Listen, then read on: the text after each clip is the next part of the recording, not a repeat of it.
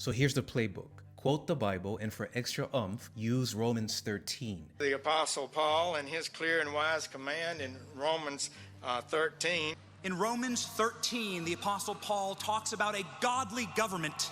The civil authorities are given authority under Scripture, Romans 13. And just like that, suddenly questioning those in power becomes unbiblical.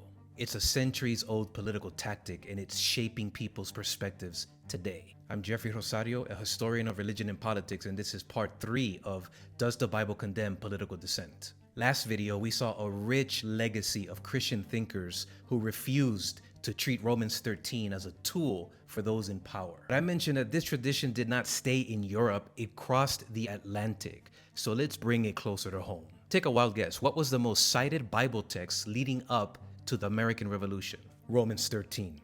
And yes, historians combed through the dusty records and counted. We crazy like that. In the 1700s, one side used this text to demand submission to the British crown, but the patriots used it to justify resistance to political abuses. Just one example. In 1750, Boston minister Jonathan Mayhew published one of the most famous sermons of the era. Preaching on Romans 13, he argues that when those in power act contrary to their office and jeopardize the peace and welfare of the public, resistance becomes a biblical duty. That's bold, and it shook people. Just ask John Adams, the second president of the United States.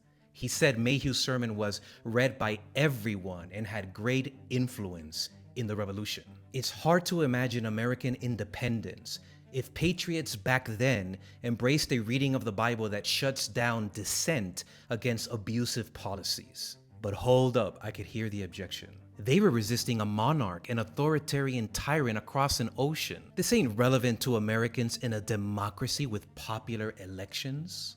I mean, the stuff on the news, the American people voted for this. So these people complaining are just against law and order. But here's the thing.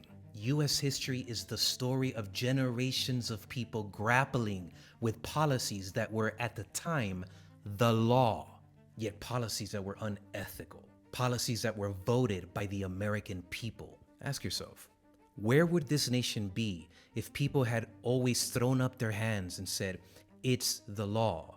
If they just shouted, law and order? I'm not saying Romans 13 endorses one political party over another. For Christians, it should hold both parties accountable. So when Christians passively hand over their moral judgment to some party, they don't become more faithful to Romans 13. They become more useful to those in power. But what do you think? Let me know in the comments. Like and follow for part 4.